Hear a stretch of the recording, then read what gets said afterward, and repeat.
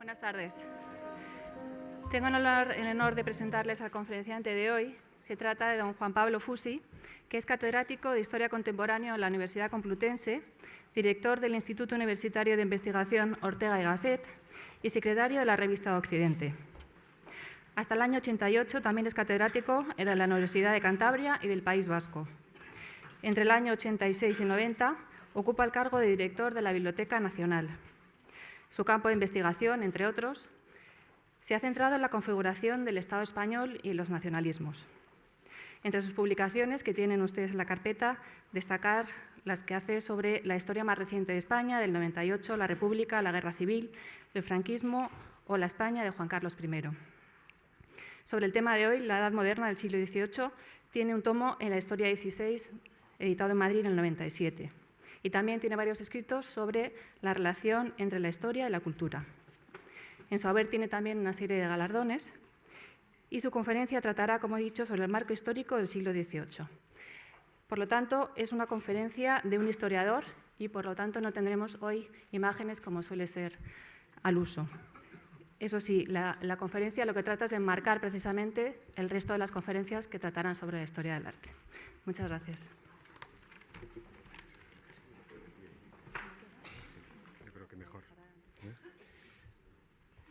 Buenas tardes. Muchísimas gracias por esas palabras de presentación y muchas gracias a la Fundación Amigos del Museo del Prado por invitarme a participar en este ciclo verdaderamente atractivo y apetitoso, en el que a mí lo que me gustaría es estar donde están todos ustedes. No crean que es una fórmula de pura retórica, sino de un interés extraordinario, como creo que debería convenir a todo historiador, un interés extraordinario en la propia historia del arte, que es una perspectiva, desde luego, muy enriquecedora para la perspectiva del historiador generalista, que es quien les habla, y que me temo que, a diferencia de mis compañeros de ciclo, que amenizan al mismo tiempo que profundizan a través de la imagen, mi intervención, como se ha dicho en la presentación, pues va a ser a palo seco, es decir, sin ningún tipo de proyección y de carácter efectivamente histórico, puesto que en la visión de los organizadores estaba que en algún momento se pusiese el entorno histórico, político, social, ideológico del siglo XVIII. Les diría, como casi tesis y resumen de esta intervención, sin la invitación a que, según termine de exponer esa tesis, abandonen ustedes la sala, que efectivamente el siglo XVIII es, en todos los sentidos, en España y fuera de España, el siglo de la Ilustración, pero yo añadiría que no siempre y que lo fue de una manera contradictoria. En otras palabras, fue un siglo muy positivo en muchísimos sentidos, pero al mismo tiempo fue un siglo cargado de conflictos y de premoniciones negativas. Parafraseando lo que sobre el siglo XX y la modernidad dijo en su momento Jean Clair, que seguramente conocen ustedes como director que fue del Museo Picasso de París y el comisario de aquella espectacular Bienal de Venecia de 1995 sobre mismidad y alteridad, me parece que era el título. Clair decía que el mal acompañó a la modernidad, pues diría yo también que, parafraseándole, que el mal acompañó también a la Ilustración. ¿De qué estamos? Algún dato. En primer lugar, de la población europea, por lo menos, y en algunos países, puesto que conviene precisar que estamos en un mundo muy distinto del mundo contemporáneo y que a veces no se suele hacer excesiva o no se le presta demasiada atención. La población mundial se puede estimar más o menos hacia 1750 en unos 728 millones de habitantes, lejísimos de los 6.000 actuales. Europa con Rusia se puede estimar también en torno a los 144 millones de habitantes, 150 millones de habitantes, y por países, Gran Bretaña era solo 10 millones de habitantes, España 8,9 millones, todos los distintos 30 y tantos estados alemanes, unos 17 millones, los varios estados italianos, 15 millones, Estados Unidos, 1,5 millones, éramos en España un país mucho más grande demográficamente que los entonces incipientes o todavía no nacidos en 1750, pero prontos a aparecer Estados Unidos, toda América Latina, pues si en el momento de la independencia eran unos 20 millones de separarse de España, pues estaríamos en unos pocos menos, pero en torno a 17 a 18 millones de habitantes. Una visión de todo el siglo XVIII en España y fuera de España, que identificase al XVIII con, como seguramente lo hacen ustedes, con música barroca, con Watteau, Fragonard, Gainsborough, o en España, desde Mengs, Tiepolo, el propio Goya, que se identificase XVIII con rococó, con villas paladianas inglesas y con la Ilustración de Voltaire, Montesquieu, Rousseau, etcétera, no sería errónea, es evidente que no, que todo eso lo hubo. Pero quería también, además de los datos, precisar algo más. En primer lugar, el siglo XVIII fue un siglo cuajado y sembrado de guerras. Por lo menos hay unas 18 guerras que implicaron a lo que podríamos llamar las potencias europeas del XVIII. Gran Bretaña, Francia, la propia España, Rusia, Austria, Prusia, Holanda. En total murieron en esos 18 conflictos en torno a 4,5 millones de europeos. En la propia Guerra de Sucesión Española, que desemboca con la afirmación de los Borbones en España, murieron no en España, porque esta fue una guerra, como saben, que afectó a toda Europa, entre 1701 y 1714, 1.250.000 soldados europeos. O en otra guerra de los 7 años, del 56 al 63, casi 1 millón. Por tanto, la imagen que tenemos de un siglo exquisito, refinado, sí, pero se mantienen o continúan conflictos de orden internacional con la misma contundencia o violencia que en siglos anteriores o en siglos posteriores. Segundo, todo el mundo del XVIII es un mundo rural. La revolución industrial empezó a aparecer a finales del siglo y además muy parcialmente y en muy pocos sitios. Por tanto, todo el siglo XVIII es sobre todo sociedades rurales. En tercer lugar, a pesar de que Ilustración pues lo identificamos con deísmo, etcétera, el siglo XVIII, la vida religiosa continuó siendo intensísima y condicionante de la vida cotidiana de casi todas las sociedades. Y finalmente es el siglo de la Ilustración, pero tal vez convenga que decir ya que Ilustración, en el pleno sentido de la expresión, solamente podríamos hablarlo en la segunda mitad del siglo y no en todos los sitios. Dicho eso, el siglo XVIII, en efecto, fue, España incluida, el siglo del reformismo ilustrado. Eso conllevó, o fue en síntesis, reformismo ilustrado, una nueva concepción de la monarquía, que equiparaba a la monarquía con Estado fuerte, administración, maquinaria administrativa eficaz, centralización del Estado, expansión de la burocracia administrativa, eliminación de privilegios, fueros, dietas, parlamentos y cortes provinciales en toda Europa, no solo en España con los decretos de nueva planta de 1715, unificación y reforma de códigos y leyes civiles y penales, una creciente profesionalización y nacionalización de los ejércitos, aun cuando, como sin duda saben, en el propio ejército español, pues por lo menos tal vez un 30 o 40% de infantería serían todavía regimientos o batallones extranjeros a lo largo del siglo XVIII, y por tanto no podemos hablar en puridad de un ejército plenamente nacional. Progresiva unificación también de la hacienda, con la eliminación de privilegios fiscales de la nobleza, del clero, etc. Liberalización del comercio y políticas mercantilistas de protección y fomento de la industria, la artesanía y el comercio nacionales. Eso es común a todo eso que llamamos reformismo ilustrado del siglo XVIII. Pero debo añadir, y enseguida hablo de España para no, eludir más el tema que nos convoca hoy, que el reformismo ilustrado no fue en ninguna parte, ni en España, ni en Rusia, ni en Austria, ni en Prusia, etcétera, el despliegue de programas de reformas perfectamente estudiados y planificados desde arriba por la corona y sus asesores y servidores, salvo en Inglaterra. Además, la política en el siglo XVIII, la política continuó siendo un asunto estrictamente limitado a la corte, la autoridad suprema del rey, pugnas cortesanas, influencias burocráticas, juego de facciones y clientelismos personales por el control del poder.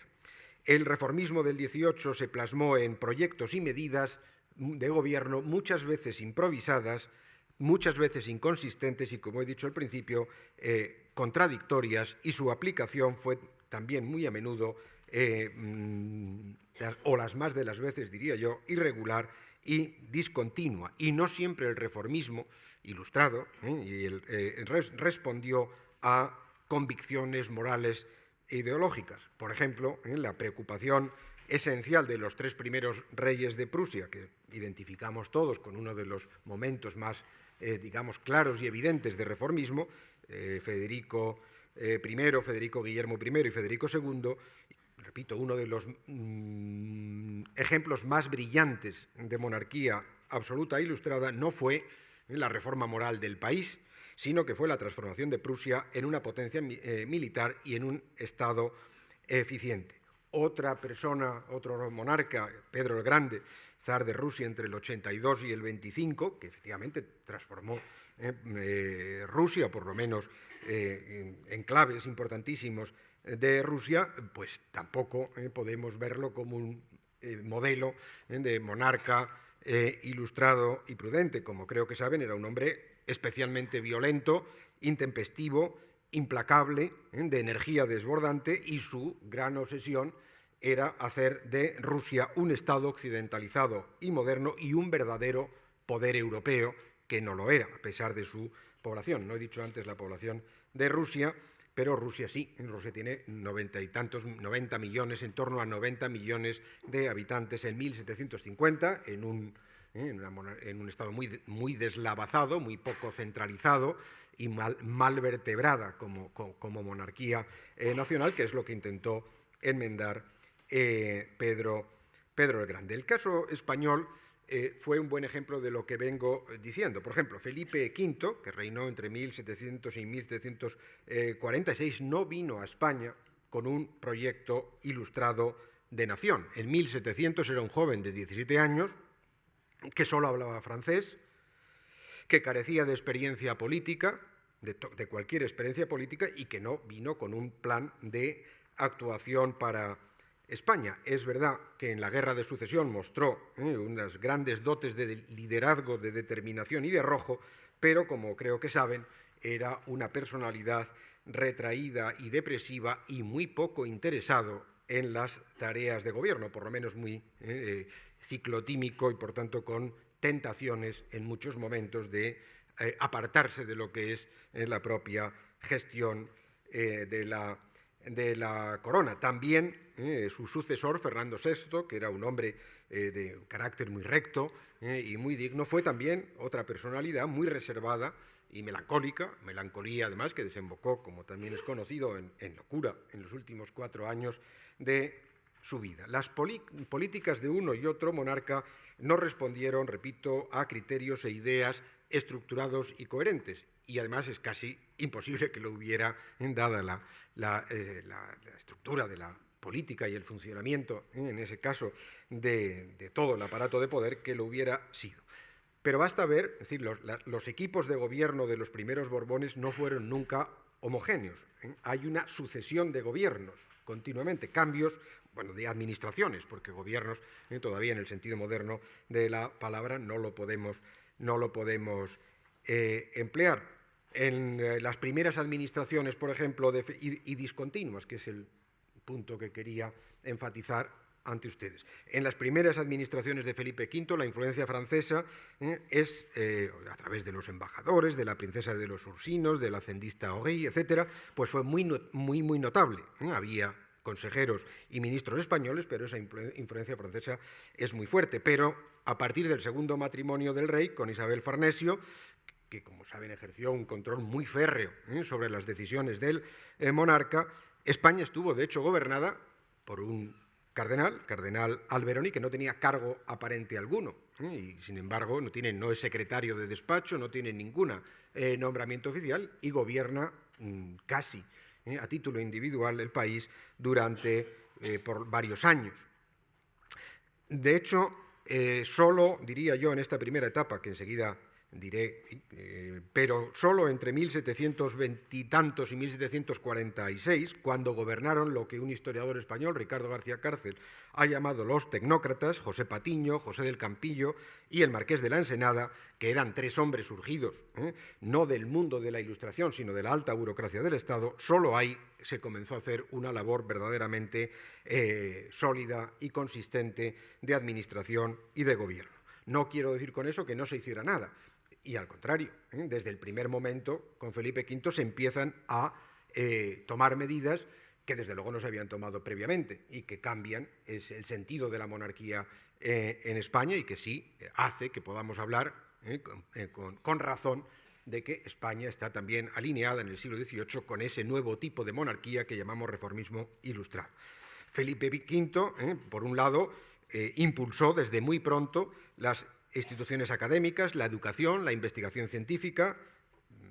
En fin, ya que tuve algo que ver con esa institución, permítanme que diga que en 1712 creó la Biblioteca Real, el origen de la Biblioteca Nacional, por cierto, pagada con impuestos sobre el juego de cartas y sobre el tabaco, que no son, en fin, las dos fuentes de ingresos más limpios que a uno se le pueden ocurrir. Creó la Real Academia Española en 1713, un colegio de guardiamarinas y la Universidad de Cervera en el 17, el Colegio de Real Seminario de Nobles en Madrid en 1725, la Academia de la Historia en 1738, e impulsó también la creación de una serie de fábricas reales para la introducción de nuevas técnicas de fabricación y impulsar algunos sectores en crisis. La Real Fábrica de Paños de Guadalajara en el 17, de tapices en Madrid también ese año, paños de Segovia, Virihuega, bueno, una serie de iniciativas. Con todo, y volviendo a las contradicciones, la gran preocupación de Felipe V no fue la reforma interior de España.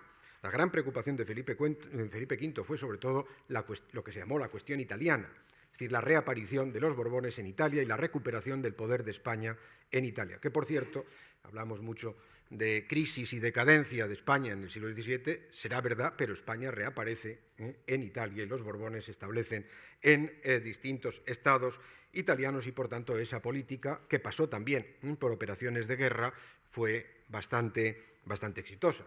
Puesto que estamos hablando del siglo XVIII y enseguida vuelvo sobre ello, todos sabemos que Carlos III es antes rey de Nápoles, pero eso no era así. España había perdido en la Guerra de Sucesión todas sus posesiones en Italia. Reapareció España ahí, no directamente, pero sí con miembros de la familia real, digamos, dictados prácticamente desde la corona española. Esa fue la gran preocupación. Nunca renunció incluso hasta muy tarde. Hasta muy tarde Felipe V tenía la mirada mucho más puesta en París y en poder heredar el trono de Francia que la propia preocupación española. Por eso que les dijera que quizás, y a pesar de lo que acabo de decir, de esas instituciones que se crean, que es en la etapa posterior a 1736 cuando estos tres magníficos, no tengo otra palabra, y sobre todo uno de ellos, ministros que fueron José Patiño, un hombre que procedía de la administración de Milán y del milanesado, que cuando España sale del milanesado, él se reincorpora a la burocracia de la corona y 10-12 años después aparece ostentando pues nada menos que las secretarías de Estado, Marina, Indias y Hacienda, es decir, prácticamente la totalidad del gobierno, lo ejerce él solo. Y digo, y ya en el reinado de Fernando VI, con Patiño I y luego con José del Campillo y el marqués de la Ensenada, cuando verdaderamente esa política iniciada de reformas va a tener mucha más consistencia. Porque de la labor de estos tres hombres que acabo de mencionar emergió una verdadera obra de gobierno: reformas en la administración y la hacienda, potenciación del comercio con América, impulso decidido a la construcción naval, fortalecimiento militar de España. Al marqués de la Ensenada, Zenón de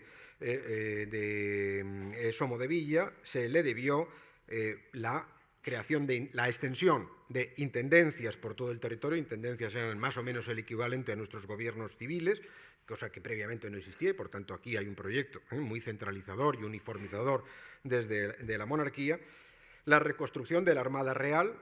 España entre 1750 y 59 construyó unos 40 navíos de guerra, y probablemente en 1759 sería la segunda o tercera marina de guerra del mundo, compitiendo con Gran Bretaña y con Holanda. Se le debió también a Ensenada la ordenación de carreteras y caminos reales y el inicio de la construcción de la red vial, con centro en Madrid, y el comienzo también, a partir de 1753, de la construcción de canales navegables en Castilla y en Aragón.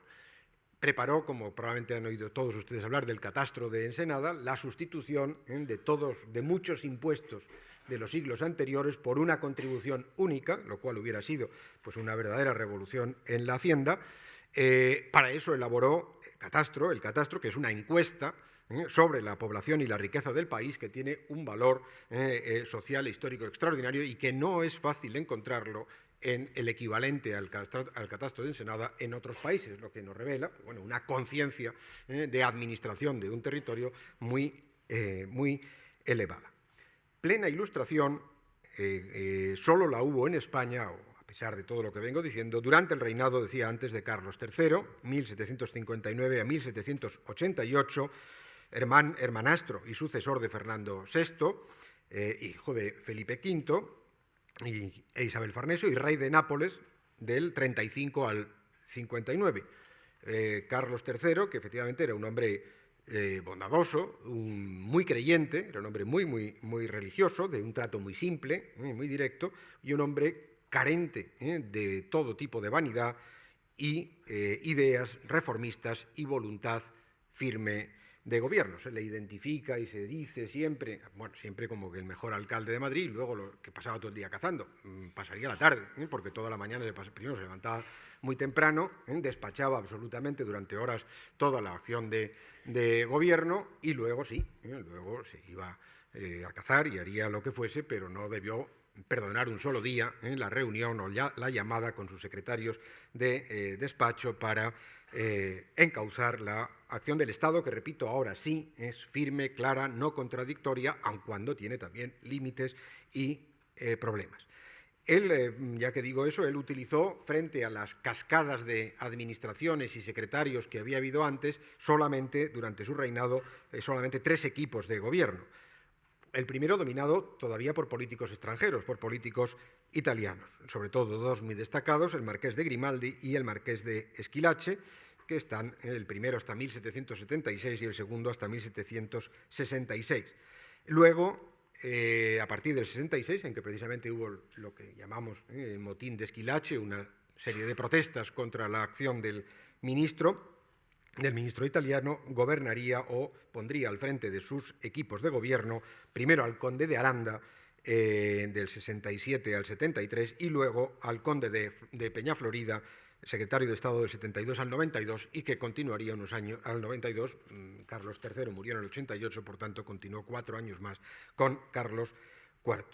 No fue un reinado, decía, exento de crisis y de problemas graves. El mismo motín de Esquilache de 1766, que acaba con la carrera del ministro, y que fueron alborotos callejeros en la capital contra disposiciones del ministro sobre las capas, el uso de capas, pero que tuvieron inmediatamente, eso se tradujo en una serie de motines de subsistencias en más de un centenar de localidades españolas, y por lo tanto lo que había detrás era un malestar social por las carestías de precios y especialmente por la carestía, el encarecimiento del pan como consecuencias de medidas liberalizadoras del gobierno. Bueno, el mismo motín de Esquilache es una buena prueba de que además dio lugar a una ralentización del proceso de reformas a partir de 1766, una prueba de que el reinado no estuvo exento de problemas. Los jesuitas fueron expulsados al año siguiente de España, este rey tan fervoroso, en 1767, a los que se les responsabilizó precisamente del motín de Esquilache. Debo decir que, lo digo ahora por si luego no me daré tiempo, que la expulsión de los jesuitas fue hecha con la aprobación y entusiasmo del resto de las órdenes religiosas, que fue un fenómeno general en casi toda Europa y que el mismo papado estuvo de acuerdo con esa medida. Rebeliones en Perú, una de las rebeliones más amplias que hubo yo no diría contra España porque eso es falso, contra el mal gobierno, eso sí, en Perú en 1780 de carácter indigenista, una rebelión, fracasos militares como en el reinado, por ejemplo, los varios intentos por recuperar Gibraltar. Bien, pero junto a eso, que es, digamos, los límites de la acción, la corona, Carlos III, promovió la creación de escuelas, la reforma de las universidades y de la reforma de la enseñanza del castellano y algo más. Impulsó decididamente el desarrollo de las ciencias y la investigación, especialmente de las ciencias médicas, la náutica, las matemáticas y la química. La creación de aquí de instituciones al servicio de este proyecto es también muy llamativo. En 1762 se creó el Colegio de Farmacéuticos de Madrid, luego la Real Academia Médico-Práctica de Barcelona, el Real Gabinete de Historia Natural, la Academia de Ciencias Naturales en 1785, el Hospital General de San Carlos de Madrid en 1781. Volvieron a financiarse grandes expediciones científicas por parte de la corona española. A Perú y a Chile en el 77, quizás la más conocida de todos, la Real Expedición a Nueva Granada en 1782, dirigida por José Celestino Mutis. El Consejo de Castilla, que presidía Campomanes, las sociedades vascongadas, las sociedades de amigos del país, la primera de todas ellas, la Real Sociedad Vascongada de Amigos del País, que se creó en 1765, impulsaron en todas las regiones, y hay una cuarentena de ellas, se crean entre 1774 y 1786, esa misma idea de investigación científica, atención a la economía regional y local y desarrollo y impulso a la propia economía española. La Real Sociedad Vascongada de Amigos del País, que repito es la primera de las que se crean en España, que la crearon ilustrados vascos como el conde de Peñaflorida, abrió en el año 71 el Seminario Patriótico de Vergara. Ahí se estudiaban matemáticas, humanidades, física, mineralogía y química, y un químico riojano, Juan José de Lullar, descubrió allí el wolframio, que no es tampoco grano de anís o hecho de despreciable. En el elogio fúnebre de Carlos III, en 1789, a la muerte del rey, Jovellanos dice, quien escribe y hace la lección, el elogio fúnebre del rey, Jovellanos diría que fue en ese reinado cuando apareció en España lo que entonces se llamó economía civil, esto es, políticas y realizaciones concretas para el bienestar de los súbditos. Y las iniciativas, vuelvo a repetir, fueron numerosísimas. Antes hablaba de una serie de fábricas. Fueron poco exitosas las primeras que les he dicho antes. Algunas se arruinaron o desaparecieron pronto o decayeron. Ahora se crearían bastantes más y algunas durarían mucho tiempo. La Real Fábrica de Porcelana del Buen Retiro, 1759. La de Vidrio de la Granja, en 1773. El gobierno creó otra institución extraordinaria, el Banco Nacional de San Carlos, que era un verdadero banco central. Se redujeron los privilegios de la Mesta, que era la poderosa cofradía de ganaderos y que fue siempre blanco de la crítica de los ilustrados. Se suprimieron las aduanas interiores, los puertos secos, que se pagaba también por cruzar determinados pasos de montaña. Los gobiernos reforzaron el comercio interior y la vertebración nacional como mercado, merced al impulso de la construcción de red vial. Antes les he dicho que lo inicia Ensenada, pero lo inicia entre 1777 y 1788 con Florida Blanca como intendente de caminos. Se construyeron unos 1.100 kilómetros de caminos y 322 puentes en España.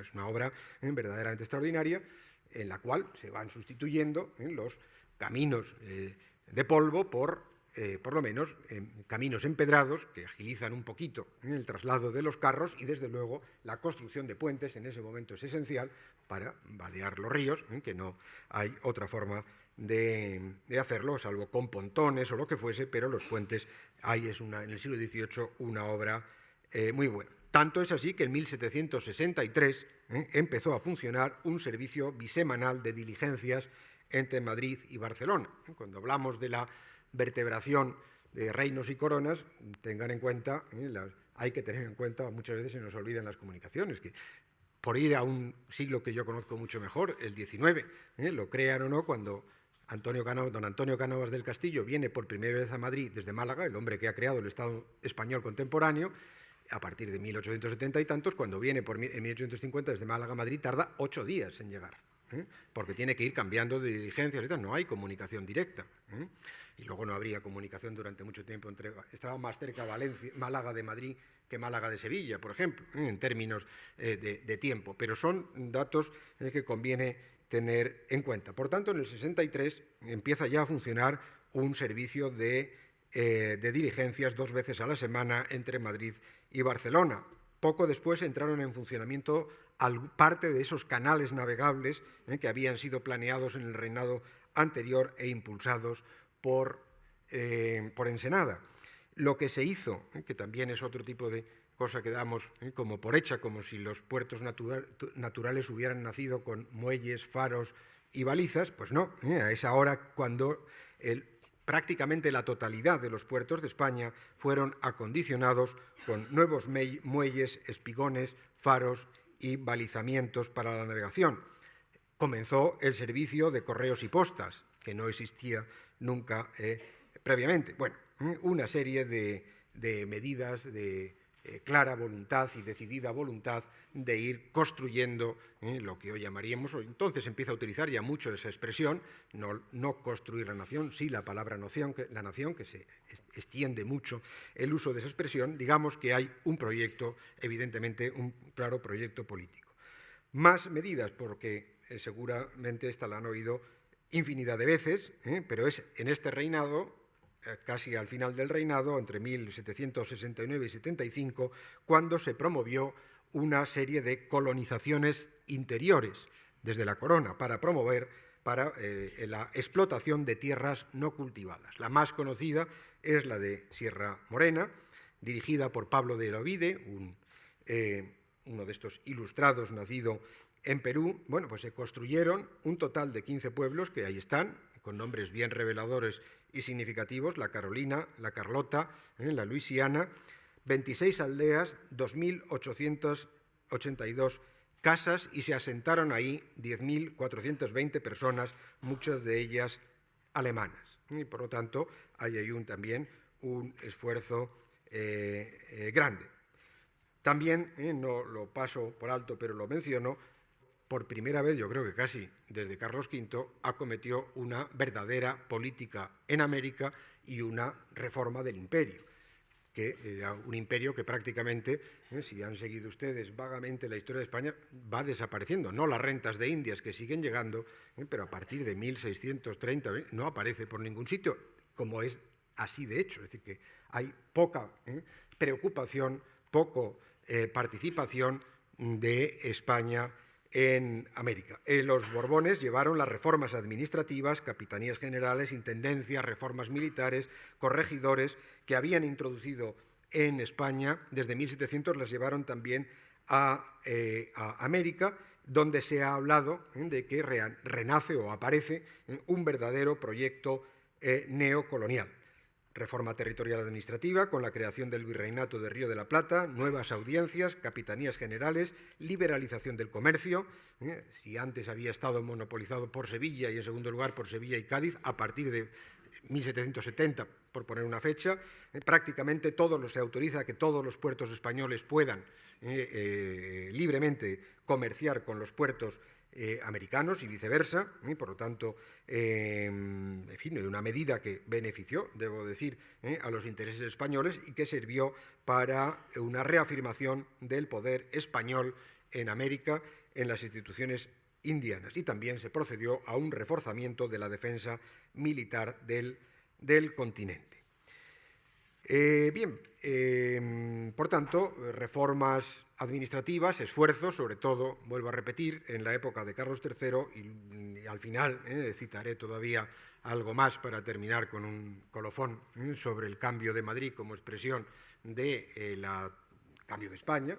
Madrid se va a convertir, lo digo ya desde ahora, en un centro urbano capaz de articular cultural y políticamente el reino, cosa que no había sido nunca, a pesar de la capitalidad que estableciese Felipe II y tras unos pocos años en Valladolid retornase con Felipe III, pero en fin, no era prácticamente nada, eran mucho más importantes ciudades como Sevilla o como algunas ciudades, grandes ciudades castellanas, la propia Valladolid. No, es en el siglo XVIII cuando Madrid se convertirá en todo ello. Por tanto, digamos, reformismo ilustrado, acción administrativista y económica desde la corona en beneficio, como se decía entonces, de la felicidad de los súbditos, cosa que no le preocupaba, si yo no recuerdo mal, o a Carlos V o a algún monarca de los anteriores. Ahora sí, es responsabilidad de la monarquía, de la corona, la felicidad, el bienestar, lo que diríamos el bienestar de los súbditos. Se hizo y se hizo mucho, vuelvo a repetir, de manera improvisada al principio, discontinua, irregular y ya bastante positiva o muy positiva en el caso de Ensenada, etcétera, y ya de una manera decidida y firme con Carlos III. Paralelamente a eso, ¿hubo o no hubo ilustración en España? Porque les decía al principio que no necesariamente muchas de estas medidas son la expresión de un pensamiento, de unas ideas de intelectuales ilustrados que escriben y que yo diría que alguna relación sí la hay. Los ilustrados fueron creando en España y fuera de España el clima de opinión que favoreció y legitimó el reformismo ministerial.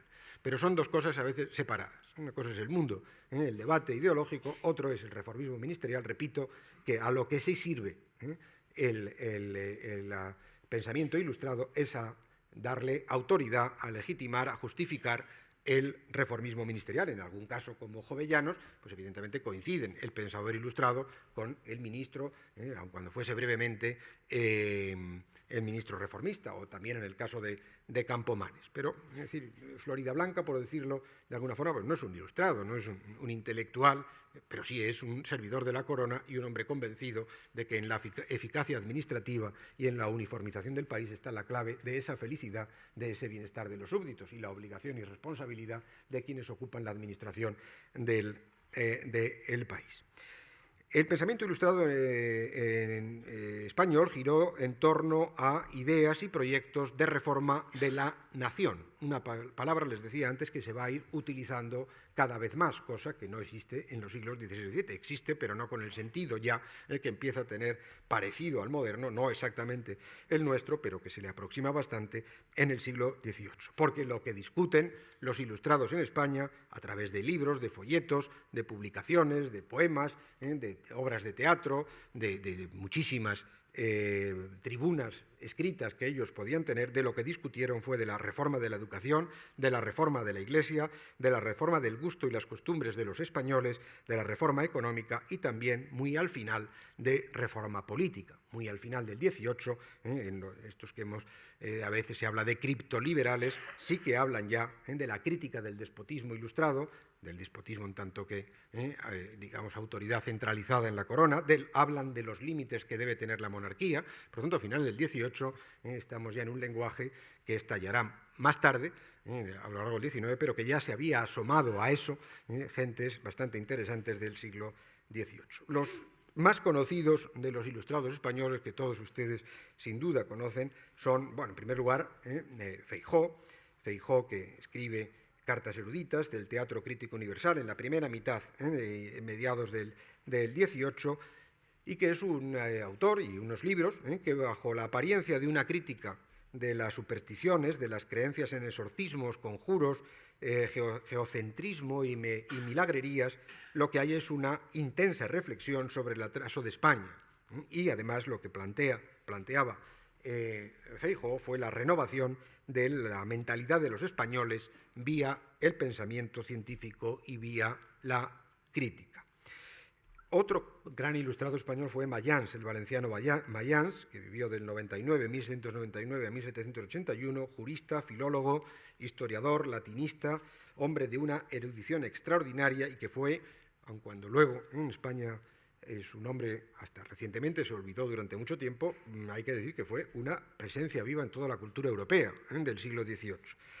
Se carteaba con todo el mundo, sus libros eran comentados, conocidos internacionalmente. Bueno, Mayans, nada menos, editó a Fray Luis de León, a Nebrija, el Brocense, a Vives, el Quijote, escribió en 1737 la primera biografía de Cervantes, que se mantiene en un 70%, reivindicó el siglo XVI, fue el que lo definió como siglo de oro, él define esto como el siglo de oro.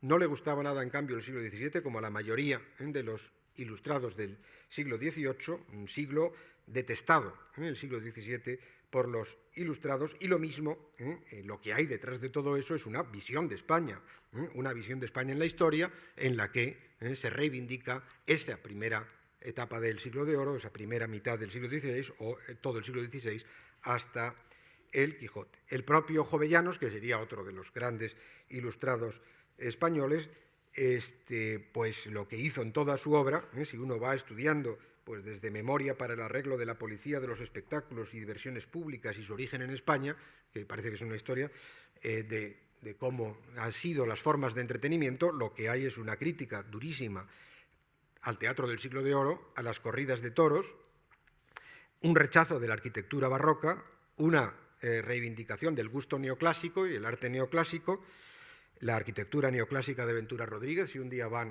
a la iglesia de San Marcos, que es del siglo XVIII, que está al lado de la Plaza de España, ahí va Jovellanos.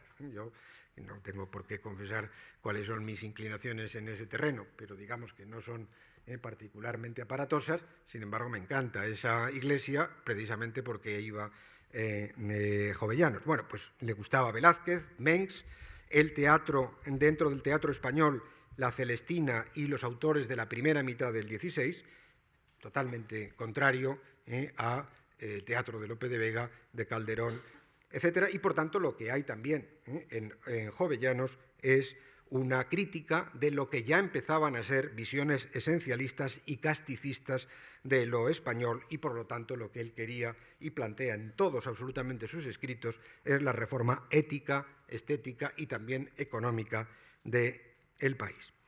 Reforma económica. En el 18 hay una abundancia de escritos de carácter económico, que no son ya ocurrencias como en el arbitrismo de principios del 17, sino que aquí no. Esto es una reflexión muy rigurosa, llena de datos, estadísticas, proyectos e ideas sobre la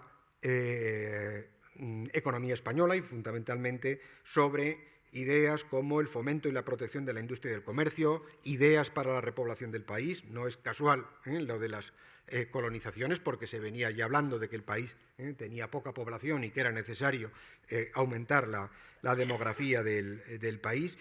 Debates, y muy a fondo, sobre los derechos de propiedad, sobre la desamortización, sobre leyes agrarias, sobre la construcción de caminos y canales, la mejora de las comunicaciones e incluso debates sobre la creación de instituciones financieras que ordenaran y regularan la cuestión monetaria.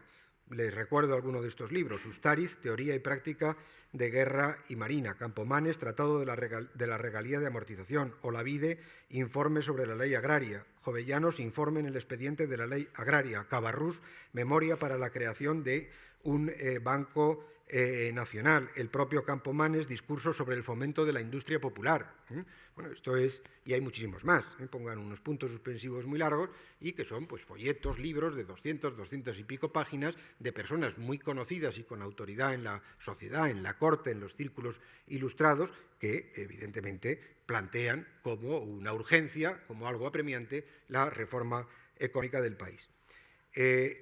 Un valenciano, Antonio Ponz, que probablemente, no sé si le habrán hablado, habrá salido en este curso, si no es digno de que se le cite, pues con el viaje, hizo en 20 volúmenes, un viaje llamó Viaje de España, entre el 72 y el 94. Primero inventó literalmente el viaje de España como forma de conocimiento de la realidad física, social, geográfica y artística del país, y como saben también en ese viaje lo que hizo Ponz es crear la historia y crítica del arte español. Hubo muchísimo historiador, mucha historia en el siglo XVIII. Sánchez Albornoz dice el siglo XVIII en España es el siglo de la historia. Bueno, pues el padre Andrés Buriel, Enrique Flórez, también Juan Francisco Masdeu, Antonio Capmany, Francisco Martínez Marina, Juan Sempere Garinos, paso por alto, pero recuerden que en el siglo XVIII la preocupación por la historia de España, el debate y algunos de estos libros, por ejemplo, menciona Enrique Flórez, su libro La Cantabria, resolvió todo el problema este del vasco-cantabrismo y quiénes eran los cántabros, etcétera, para decir claramente que la Cantabria romana es el Santander del XVIII, lo que ha vuelto a llamarse Cantabria, que no hay ningún vasco-cantabrismo. Estos cántabros que lucharon contra Augusto y contra los romanos fueron cántabros, no vascos, conocidos por otro nombre, y fijó muy bien, perfectamente toda la identidad de esa región y resolvió un problema considerable. Bien, la Ilustración conllevó, por tanto, la revisión sistemática de España y su historia. El sentimiento de nación ilustrado, que era una especie de patriotismo mesurado, culto, sereno, cosmopolita, como era, por ejemplo, el patriotismo de Jovellanos, no hizo, además, o no hacía de España una entidad idealizada, emocional, abstracta, sino que España aparecía en el pensamiento ilustrado como una realidad geográfica, social, territorial, una realidad plural que, contrariamente a esa imagen que tenemos de la centralización del XVIII, que es verdad en términos administrativos, sin embargo, en el XVIII lo que aparece también es una enorme sensibilidad hacia las regiones y provincias. La palabra provincia, dicho antes nación, en el XVIII se utiliza casi tanto como la palabra nación. Cadalso, en Cartas Marruecas, dice, otro de estos grandes ilustradores españoles, hago ánimo de examinar no solo la corte, sino todas las provincias de la península. Incluso Madrid tendría una primera identidad en los tipos y hablas de los sainetes de don Ramón de la Cruz de finales del XVIII, títulos como Las Castañeras Picadas, La Pradera de San Isidro, La Plaza Mayor, La Casa de Tócame Roque, etcétera, en precedente del sainetismo muy posterior de principios del siglo XX. Voy terminando y resumiendo. La política de reformas del siglo XVIII del siglo XVIII fue desordenada y confusa, si se quiere, en los primeros años de Felipe V, consistente y eficaz bajo Patiño, 1726-36, eficacísima bajo Ensenada, del 42 al 54, y decidida y firme durante el reinado de Carlos III, 1759-1788. Límites. Todo ese debate económico que les he dicho se puede leer, primero, como el mérito de los ilustrados en cuanto a su conocimiento de la economía y a su preocupación por el país, pero las conclusiones de todos y cada uno de esos libros son absolutamente desalentadoras. España aparece como un país atrasado, lleno de problemas demográficos y agrarios, invadido por la pobreza y la mendicidad, falto de comunicaciones, con muchísimos problemas de todo tipo. La gran reforma que hubiera sido, porque se planteó, se dijo y se habló de ella, la desamortización, pues prácticamente solo inició la desamortización ya en el reinado de Carlos IV, Godoy, y muy tímidamente, que solo afectó a unas pocas propiedades de la Iglesia. Por tanto, la España del siglo XVIII siguió siendo un país cerealístico con una agricultura atrasada y de rendimientos bajos, muy mal comercializada y un país agobiado por los derechos señoriales. Hubo años de escasez y en muchas comarcas, en algunas comarcas, años de hambre. Las alzas de precios fueron recurrentes y dieron lugar a manifestaciones de descontento, protestas sociales y violencia popular en muy distintos años del siglo.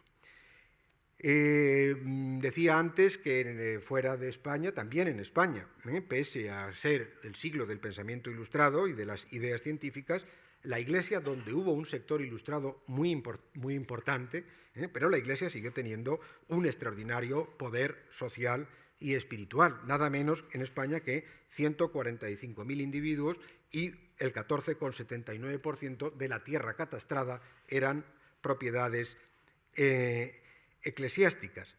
y, en general, la religiosidad, las festividades religiosas, las celebraciones solemnes, los cultos y devociones específicas, en otras palabras, la práctica y la moral católicas, para que no nos equivoquemos, siguieron rigiendo la vida social e individual de los españoles. La Inquisición, que prácticamente estaba ya reducida a censura de libros, todavía tuvo fuerza para procesar a dos de los más importantes ilustrados del XVIII, a Macanaz, que muy al principio del reinado de Felipe V, en esas administraciones dominadas por los franceses, pero donde también había algún ministro español, bueno, tuvo la idea de proponer la reforma del Consejo de la Inquisición, la reducción del clero y la secularización de la monarquía, y fue procesado y condenado por la Inquisición. Y en el 75 Olavide, el mismo de las colonizaciones de Sierra Morena, también fue encarcelado, procesado por la Ilustración, que probablemente por la Inquisición, que sin duda pues debió querer ejemplificar hasta dónde estaba dispuesta a tolerar la crítica y el avance del cientificismo y del pensamiento deísta y secularizante en España.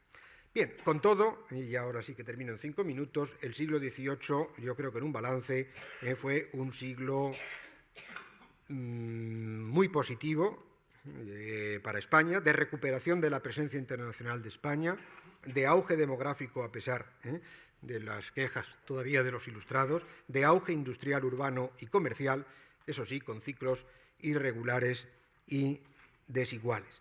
Algunos datos rápidamente.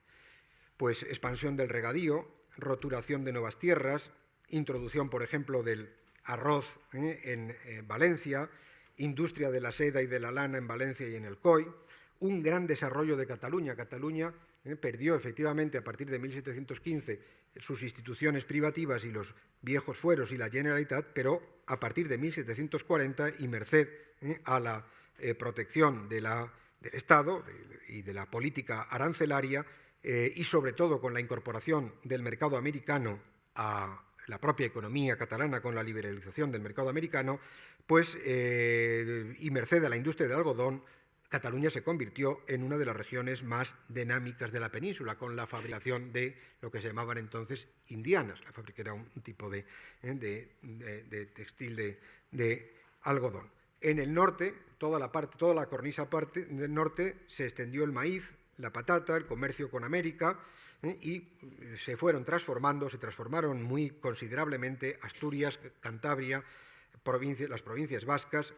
Si han viajado por las provincias vascas verán que no hay prácticamente románico y muy poco gótico, pero verán que casi todos los municipios vizcaínos y guipuzcoanos tienen unos muy esbeltos y excelentes campanarios. Son todos del 18, absolutamente todos, y magnífico arquitectura civil de ayuntamientos, todas del 18. El 18 es un gran siglo, merced también aquí, en el caso del País Vasco, al comercio con América, a la liberalización del tráfico.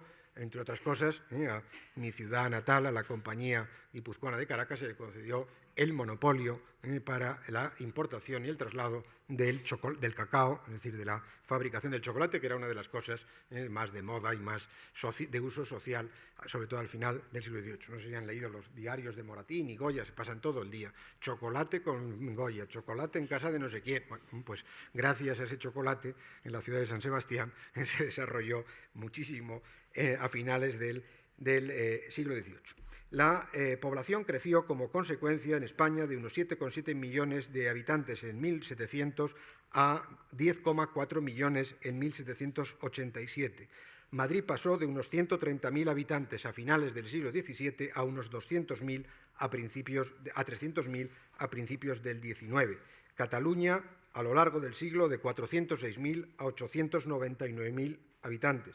El País Vasco, de 175.000 habitantes a 330 y tantos mil. Barcelona, de 35.000, se duplicó a lo largo del siglo la población de Barcelona. Y la población Cádiz, que está igual ahora que en el siglo XVIII, pasó de 40.000 a 70.000 habitantes. Cádiz fue una de las ciudades de más expansión, de más desarrollo del XVIII. Madrid, les decía, puede ser un buen ejemplo de este cambio, y desarrollo de España, una sociedad, vuelvo a repetir, cerealística, un país rural, pero donde el impulso al desarrollo industrial, comercial y urbano fue bastante considerable. Y digo que el mismo embellecimiento de Madrid a lo largo de ese siglo, y especialmente durante el reinado de Carlos III, que no por casualidad, se suele, una cosa es que lo repitamos hasta la exasperación, y uno ya dice, por favor, cuando me hable de Carlos III, no me digan que fue el mejor alcalde de Madrid, porque llevamos varios millones de veces repetida la expresión. Pero es verdad que durante su reinado la transformación de Madrid y su embellecimiento fue extraordinario. Les digo algunos de los edificios, todos los conocen ustedes sobradamente, que se hacen a lo largo del XVIII.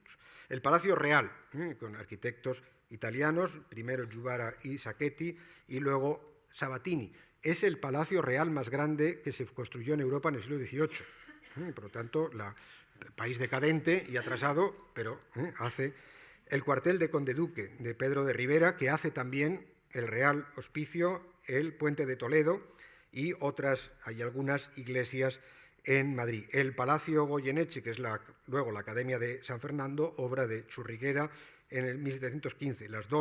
Estas dos preciosas iglesias del 18, que son las Salesas Reales, obra de un francés, de un arquitecto francés, Carlier, de 1749 al 58, y San Marcos, obra de Ventura Rodríguez, que empieza también en el 49 y termina en el 53. San Francisco, la Puerta de Alcalá, de Sabatini, 69 al 74, el Observatorio Astrológico y Museo de Historia Natural, los dos de Villanueva, igual que el edificio en donde nos encontramos, el edificio de Correos de la Puerta del Sol, de la actual sede de la Comunidad de Madrid, 1766 al 68, el Jardín Botánico, también de Villanueva, las Fuentes de la Cibeles y lo que se llamaba antes las Cuatro Estaciones, luego Neptuno, obras de Francisco Gutiérrez y de Manuel Álvarez. Se hicieron otras cosas muy importantes, menos llamativas. El traslado de los cementerios, o de algunos de los cementerios, a las afueras de Madrid, en 1787, el comienzo del alcantarillado, parte de la canalización del Manzanares. Como les decía, Madrid no era ya simplemente la corte, era un centro urbano capaz, o eso se pretendía capaz de articular cultural y políticamente el reino. La pregunta es si Carlos III murió en 1789, España era un reino, con un gran desarrollo. Les añado que comparativamente estable. Aquí hay protestas sociales, las que sean, nada que ver con el tipo de violencia, guerras civiles, etcétera, que hay en muchísimos otros países. Es un gran imperio, es mucho más grande el imperio español en 1788 que con Felipe II o con los Austrias. Aumentó incluso territorialmente con la Luisiana y con algún otro territorio. La cuestión es, ¿pudo o no pudo haber seguido a partir de ahí una evolución tranquila España hacia una monarquía ya en el XIX constitucional y parlamentaria? Bueno, simplemente les digo que verdaderamente se cerniría sobre España como una catástrofe la Revolución Francesa por un lado y sobre todo la política de colaboración con Francia que seguiría Godoy a partir de 1788, que llevaría a la intervención francesa en España, que esa sí que fue una verdadera catástrofe. Este reino, bastante bien articulado y estable en 1788, en 1840, como consecuencia de todo lo que ocurrió, invasión francesa, guerra de independencia, reinado de Fernando VII, guerras carlistas, España se habría quedado sin Estado. Aquí hablábamos de momento del siglo XVIII y por lo menos esa nostalgia que hay del siglo XVIII se debe desde luego a la Ilustración, a esa acción con los límites que he dicho de la corona en beneficio de sus súbditos y a la materialización en obras concretas, muchas de las cuales han llegado hasta nuestros días. Nada más y muchas gracias.